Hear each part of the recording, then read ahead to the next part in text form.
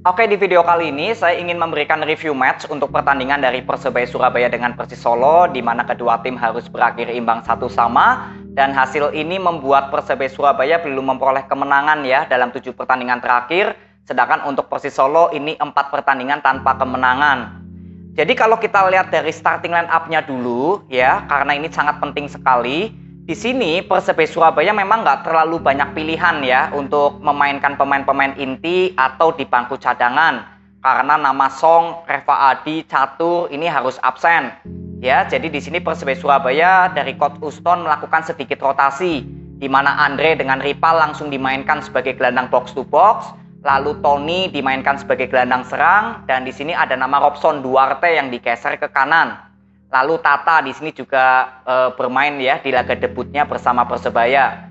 Nah, begitupun juga sama seperti Persis Solo. Di pertandingan ini nggak bisa diperkuat oleh Sidibe atau Roni baru masuk di babak kedua. Bardanca juga ya nggak bermain sama sekali ya di pertandingan kali ini. Lalu Coach Titan juga menurunkan formasi terbaru ya 4-3-3, di mana Sutantotan dengan Kanu ya bermain sebagai gelandang box to box, lalu Mesidoro sebagai gelandang serang. Dan di sayap kanan ada nama Alfat, dan di kiri ada Yamamoto. Ini yang bermain untuk bertemu mantan timnya. Ya, jadi sebetulnya kalau dilihat dari starting line up, memang kedua pelatih ini nggak terlalu banyak opsi untuk memainkan pemain-pemain yang dibutuhkan untuk menjalankan skema. Tapi yang terlihat di babak pertama sampai selesai, sebetulnya Persebaya Surabaya ini bermain tanpa ada skema dari Coach Uston. Saya pernah bilang pada saat lawan Rans, bahwa saya takut kalau Persebaya Surabaya ini kehilangan filosofi permainannya. Karena kita tahu ya, semenjak Aji Santoso out lalu digantikan oleh Coach Uston, filosofi permainan Persebaya ini tetap bola possession. Tapi di pertandingan ini sama seperti lawan Rans, gak terlihat lagi permainan bola possession atau kreativitas dari sektor tengah. Padahal Persebaya Surabaya kalau boleh dibilang sektor tengahnya ini bagus, Andre dan juga Ripal. Kalau Tony oke lah, masih dalam proses perkembangan. Tapi dari skema permainan nggak terlihat sama sekali Persebaya Surabaya ini bermain dengan filosofi apa. Perbedaannya dengan Persis Solo, kalau Persis Solo ini lebih terlihat skemanya kemana, yaitu ke bola possession. Berapa kali bisa mengambil alih permainan, berapa kali bermain lebih tenang, kreativitas dari sektor tengah ke sayap juga lebih terlihat. Ya, di babak pertama posisi Persis Solo kalau membangun serangan itu lebih banyak ke posisinya Alfat ya. Hampir Yamamoto masih minim sekali kontribusinya. Tapi at least masih ada lah kreativitas dari sektor tengah antara Mesidoro dengan Kanu atau dengan Sutantotan, lalu overlap dari Eki ya, Eki Taufik yang maju ke depan bersama dengan Fakih Maulana. Ini masih terlihat kreativitasnya. Tapi untuk Persebaya Surabaya ini nggak terlihat. Maka dari itu untuk menilai perform pemain Persebaya dan Persis Solo, ini lebih enak untuk membahas pemainnya Persis. Persis Solo di pertandingan ini memang minusnya ini masalah passing. Berapa kali passing-passingnya masih ada yang nggak terlalu maksimal. Ya, lalu Alfat juga berapa kali melakukan pelanggaran yang menurut saya ya cukup berbahaya lah, karena kan sudah mendapatkan satu kartu kuning. Jadi paling evaluasinya ya enak kepada pemain Persis Solo karena skemanya ini sudah berjalan. Tinggal nanti mungkin Coach Titan evaluasi aja di pertandingan ini apa kekurangannya ya. Tapi skemanya sudah ada. Sedangkan Persebaya Surabaya ini nggak ada skema sama sekali. Jadi untuk menilai perform pemain itu sulit. Robson Duarte ini bermain cukup bagus di samping sayap kanan. Tapi kembali lagi perform Bruno ini juga nggak terlihat. Ya, saya sudah berapa kali mengkritik Bruno kalau Bruno sering menilai permainan. Berapa kali memberikan passing juga ya cukup gak enak lah diterima oleh Tata ataupun mungkin Ripal yang mendekati. Itu berapa kali terlihat Bruno jarang sekali untuk bisa mengalirkan bola ke depan. Bedanya dengan Robson, ini lebih enak untuk melakukan overlap. Ya, ini terbukti juga Kasim Botan seringkali ikut maju ke depan. Kalau di sayap kiri kan Tata masih minim ya untuk membantu overlap. Ini membuktikan kalau kembali lagi perform Bruno ya ini nggak maksimal.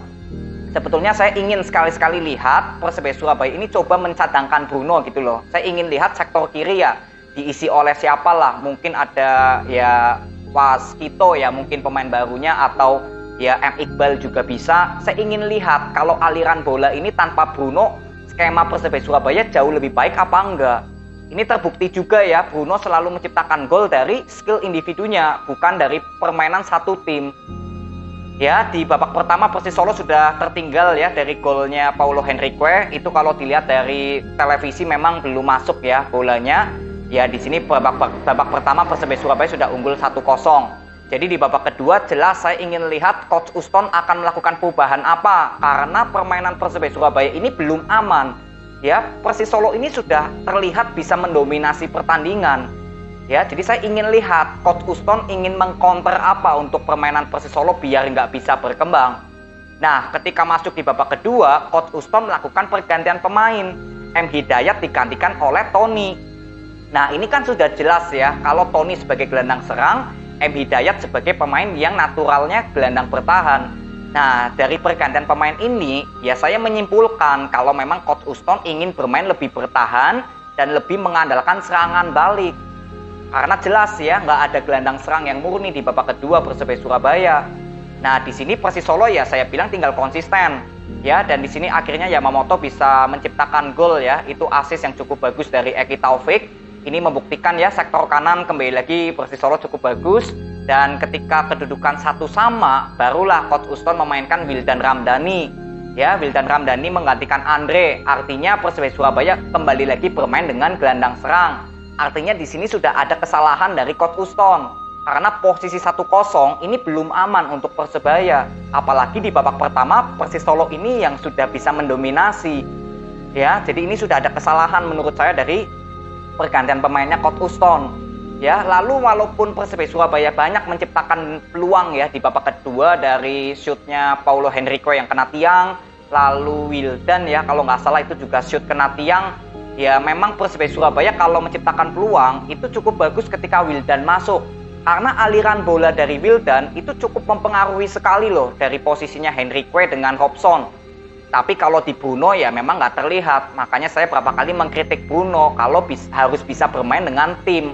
Bukan bermain mengandalkan individunya terus di setiap pertandingan. Ini kan baru terlihat kan di babak kedua ketika Wildan main.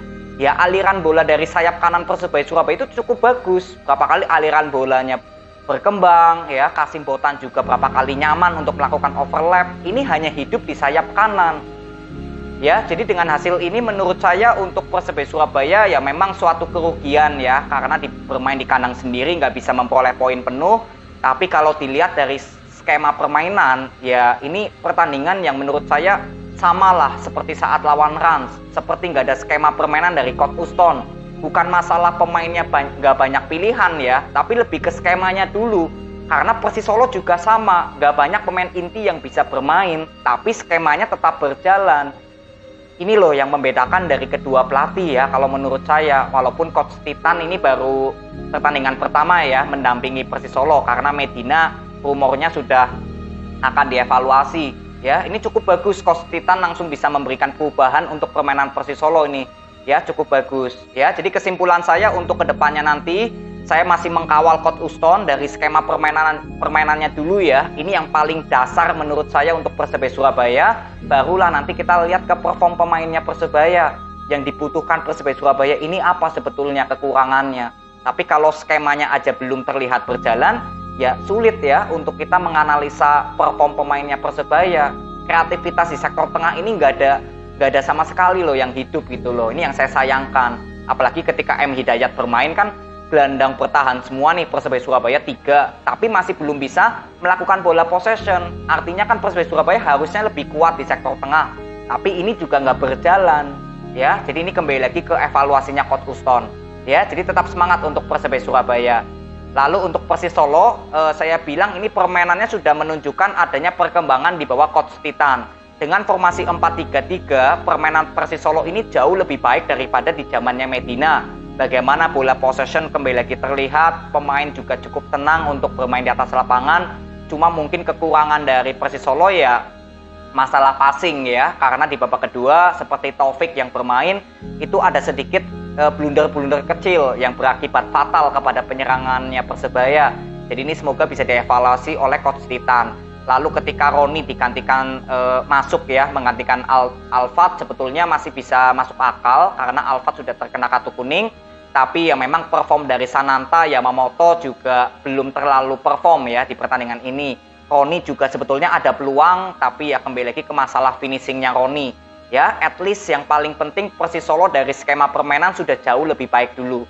Nanti kedepannya barulah kita melihat Coach Titan pasti sudah memiliki pemain-pemain kunci yang mendukung ke skema permainannya Coach Titan. Ini yang saya masih tunggu dari evaluasinya pelatihnya Persis. Ya, jadi tetap semangat untuk Persis Solo. Jadi ini aja video yang saya bisa berikan kepada kalian. Terima kasih, semoga bermanfaat. See you.